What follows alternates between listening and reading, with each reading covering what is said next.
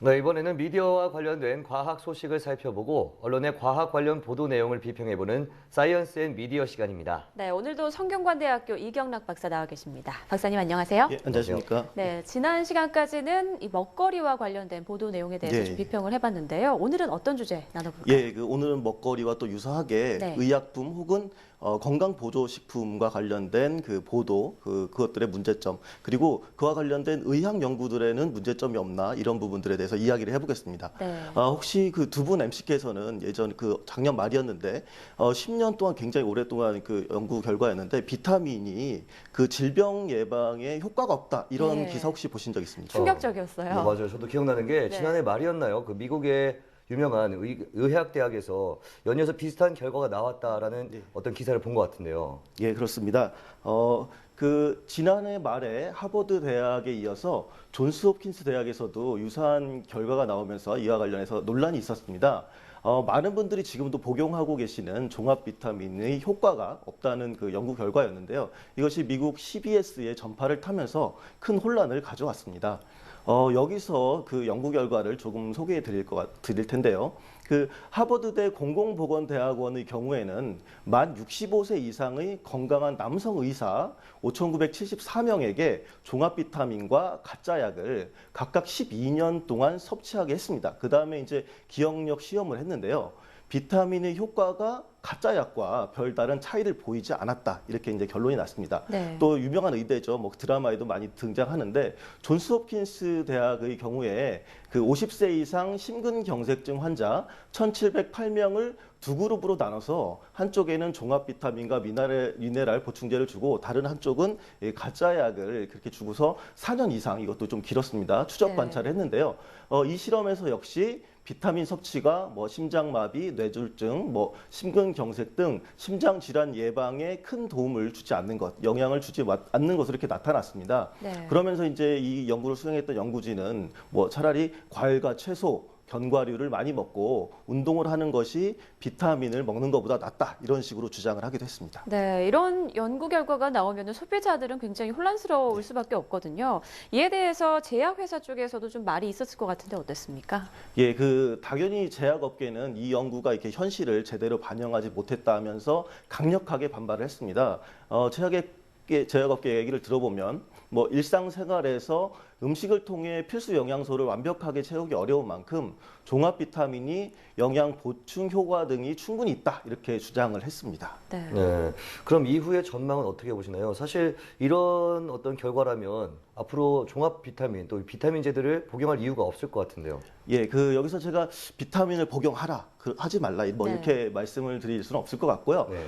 과거 뭐 우리나라의 뭐 주간지 같은 경우는 심지어는 그런 기사도 있었거든요. 뭐 비타민 쇼크, 합성 비타민 많이 먹으면 뭐 일찍 죽는다. 굉장히 네. 자극적인 그런 제목도 있었고 선정적인 보도도 있었기 때문에 보도의 내용보다는 예상되는 연구 결과 혹은 또 그와 관련된 보도에 대해서 좀 예측을 해보고자 합니다. 네. 이와 관련해서는 좀 예를 들 수가 있는데 그 글루코사민이라는 것들이 있습니다. 그래서 네. 건강보조식품에 관한 연구였는데 그 연구 추세를 말씀드리면 좀 훨씬 이해가 쉬울 것 같습니다. 한때 유행을 했었죠. 글루코사민이라는 것은 그 관절의 연결 부위에 있는 연골의 주요 구성 성분인데요. 많은 분들이 그 퇴행성 관절염은 이 연골이 닳아서 그 관절의 통증과 움직임에 제한이 생기는 병이다. 그렇기 때문에 이 성분인 글루코사민을 먹으면 관절염 개선에 도움을 줄 수 있다. 이렇게 생각을 하셨거든요. 그리고 네. 또 이것이 또 통증도 줄여준다. 이렇게 믿고 계속해서 복용을 해왔습니다. 네. 그러나 그 결론적으로 말씀드리면 글루코사민의 효과가 없고 오히려 조개류나 갑각류에 알레르기가 있는 분들에게는 해로울 수도 있습니다. 그래서 보건복지부는 2011년경에 그 건강보험 재정 절감을 위해서 그 임상적 유용성이 월등하지 않은 그런 제품에 대해서 약값을 지원하지 않기로 했는데요. 네. 그렇게 결정을 하면서 글루코사민 같은 경우에도 약값을 지원하지 않는 그 항목에 이렇게 포함이 되었습니다. 네, 그렇다면 이전에는 처방을 받아서 보험으로 지원받을 수 있는 그런 약품들이었군요. 예, 그렇습니다. 네, 그런데 약이라는 게 많은 연구를 통해서 검증이 돼서 나오는 걸 텐데 어떻게 이런 일이 생길 수가 있는 건가요? 예, 이와 관련해서는 또 한 연구를 주목해 볼 필요가 있는데요.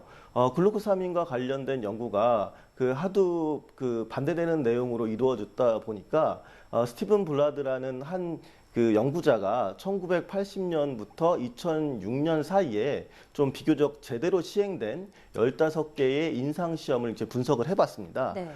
그 결과를 봤더니 글루코사민을 제조하는 제약회사인 노타팜으로부터 그 연구비를 지원받은 11개의 연구는 글루코사민이 효과가 있다 이런 식으로 이제 결론을 냈고요. 네. 그리고 독립적으로 했었던 그 4개 연구의 경우에는 글루코사민 효과가 없다 이렇게 결론을 내리고 있었습니다.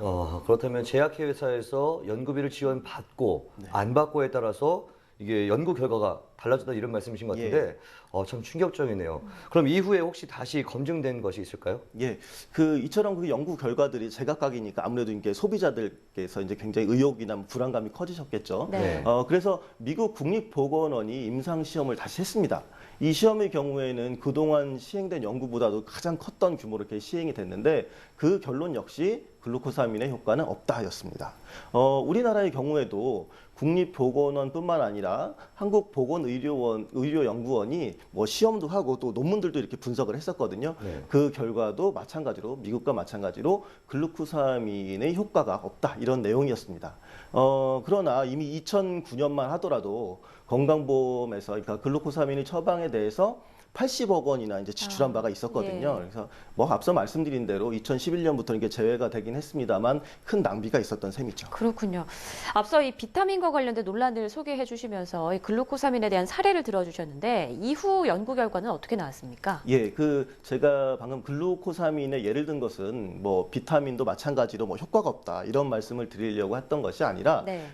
앞으로 제약회사의 지원을 받은 그 수많은 논문들이 쏟아질 것 이런 것도 예측하는 것이고 또 한편으로는 그 제약회사의 로비를 받은 홍보성 기사가 쏟아질 것이다. 뭐 이런 점을 말씀드리기 위해서였습니다. 그래서 어떻게 보면 그 거대 자본에 의해서 정보가 생산되고 유통되는 지금과 같은 환경에서는 어느 때보다 과학 지식에 대한 시청자 여러분의 이성적 판단이 중요하다 이렇게 생각이 됩니다. 아울러 과학 저널리즘 역시 이러한 위험을 항상 감시해야 할 것이다 이렇게 보고 있습니다. 네, 음식만큼이나 국민 건강과도 직결된 것이 바로 이런 의약품 분야인데요. 기업의 이해관계를 떠나서 무엇보다 정확하고 또 공정한 보도가 최우선이 되지 않아야 할까 싶습니다. 물론 또 이 소비자들의 날카로운 판단과 신중한 선택도 중요하겠죠. 네. 오늘 말씀 고맙습니다. 고맙습니다. 감사합니다.